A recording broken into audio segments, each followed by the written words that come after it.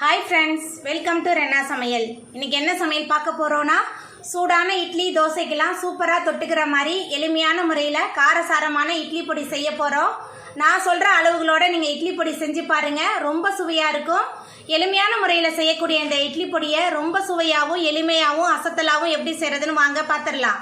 இட்லி பொடி பண்ணுறதுக்கு முதல்ல கொஞ்சம் எண்ணெய் சேர்த்துடலாம். 1 ஸ்பூன் எண்ணெய் சேர்த்துக்கிறேன். இப்போ இதில் 1 கப் வெள்ளை உளுத்தம்பருப்பு சேர்த்துடலாம். உளுத்தம்பருப்பு சேர்த்தாச்சு. அது கூடவே 1/2 கப் கடலைப்பருப்பு சேர்த்துடலாம். சேர்த்துட்டு மிதமான தணலில் வச்சு நல்லா வறுத்துடலாம்.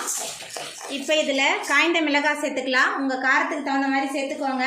நான் 25 காஞ்ச மிளகாய் எடுத்திருக்கேன். காஞ்ச மிளகாய் சேர்த்துட்டு நல்லா வறுத்துடலாம். நம்ம சேர்த்த காய்ந்த மிளகாய், கடலைப்பருப்பு, உளுத்தம்பருப்பு 3மே நல்லா வறுபட்டு வர்றதுக்கு கிட்டத்தட்ட ஒரு 10 நிமிஷம் ஆகும். ஆனால் மிதமான தணலில் வச்சு தான் வறுக்கணும். உளுத்தம்பருப்பு 1 டம்ளர் எடுத்தோமா, கடலைப்பருப்பு 1/2 டம்ளர் தான் எடுக்கணும். சரிக்கு சமமாக நம்ம எடுத்தோமா கடலைப்பருப்பும் உளுத்தம்பருப்பும் நம்மளோட இட்லி பொடி நல்லா இருக்காது. கடலைப்பருப்பு அதிகமாக சேர்க்கும் போது மாவு மாதிரி இருக்கும். அடுப்பை மிதமான தணலில் வச்சு நம்ம சேர்த்த கடலைப்பருப்பு, காய்ந்த மிளகாய், உளுத்தம்பருப்பு 3யும் நல்லா வறுத்தாச்சு. இப்போ இதில் 1 டேபிள் ஸ்பூன் மிளகு சேர்த்துக்கலாம். மிளகு சேர்த்து மிளகு நல்லா வறுபட்டுருச்சு. கட்டி பெருங்காயம் சேர்த்துக்கலாம். கட்டி பெருங்காயம் தான் இட்லி பொடிக்கு நல்ல சுவையாக இருக்கும். அதுக்கப்புறமா 1 டீஸ்பூன் சீரகம் சேர்த்துடலாம். 4 டேபிள் ஸ்பூன் கருப்பு எள்ளு சேர்த்துடலாம். சேர்த்துட்டு எல்லாத்தையும் நல்லா வறுத்துடலாம். சீரகம் மிளகுலாம் சேர்க்குறதுனால நல்ல சுவையாக இருக்கும் நம்மளோட இட்லி பொடி. கூடவே நம்ம கருப்பு எள்ளுமே சேர்த்துருக்கோம், அதனால் நல்ல டேஸ்ட்டாக இருக்கும். ஒரே மாதிரி இட்லி பொடி செய்யாமல் இந்த மாதிரி வித்தியாசமாக செஞ்சு பாருங்கள். எள்ளு சேர்த்து எள்ளு படபடன்னு பொரிய ஆரம்பிச்சிருச்சு. இப்போ கல்லுப்பு சேர்த்துடலாம்.